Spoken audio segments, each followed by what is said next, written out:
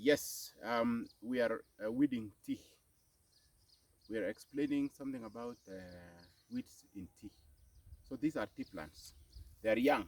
This tea is now about 7 months old. It was planted somewhere last year, and now they are growing.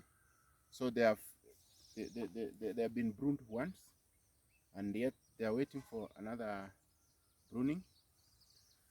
So this tea has to be weeded because it is young. It is affected. Good morning, everybody. We are discussing weeds in tea. Tea is a perennial crop. It takes about 5 years to mature. These tea plants, one of which is this one, is about 9 months old. It was planted somewhere last year, so it's about 9 months. It has been harvested once, not once, but twice. But the harvest is still low because the crop is still young. So young tea has to be weeded properly. It has to be taken care of properly. Weeding is one of the most important things because there are so many weeds that I've invested, and I can show you a number of them. Yes, so one of the weeds that has really invested the tea is this one. This is called blackjack. Okay, it's quite prolific. It can invade the whole area. So it's plenty in this farm at the moment because of rain. It's quite prolific. Another weed that is really very popular is very strong in tea plantation is one called amaranthus. It is here. Amaranthus is here. It's broad-leaved and it's quite prolific also. It's a vegetable crop. People eat it. If you harvest the leaves like this, it's a very nice crop. It's vegetable, okay, full of protein. So it's a good vegetable crop, but it's a weed when it comes to a commercial crop like tea. So we have to remove it. But the most important weeds in tea farm and any other farm, also even maize, is normally the grasses. And one of the grasses is couch grass, and it is around here. You can see when I was uprooting the broadleaf, it was quite easy, but the grass is quite tough. It takes long to be eradicated from a tea farm. And I will be showing you how the weeding will take place. You can see when I'm trying to uproot, it's really quite hard. This is because grasses are very persistent. They send their roots deep.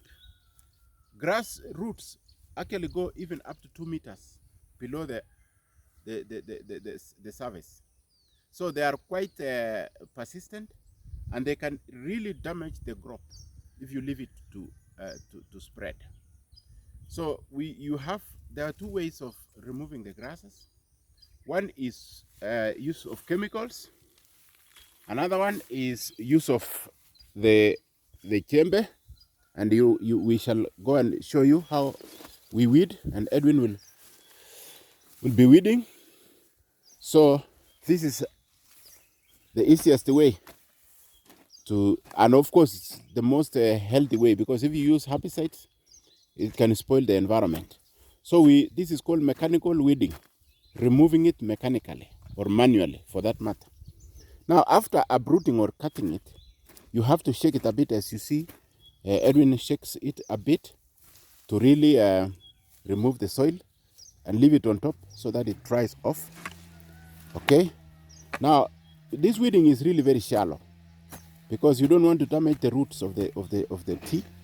So you have to really scratch a bit on top, cutting away the grasses. And as I said before, you must be seeing that actually the main weed here is the grass. Okay, there are so many chemicals that people use to kill the grasses, herbicides in that sense, but in this case we don't want to use that. We want to use mechanical removal of weeds.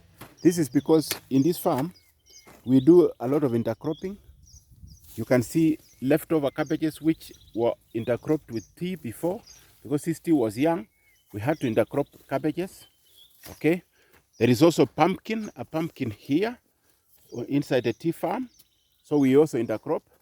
You can also see some okra. So apart from pumpkins and cabbages, we also have some other crop that is also good. It's okra plant.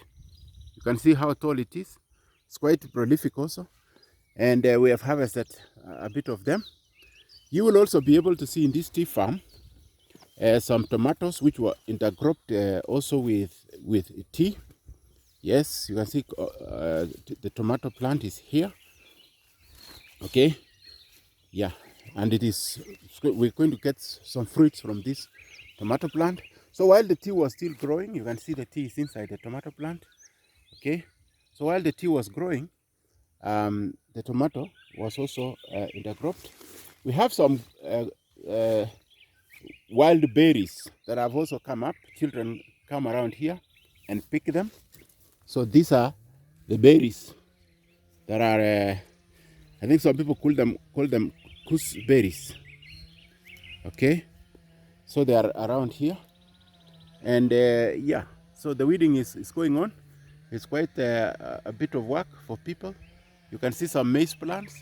These maize plants were established to prevent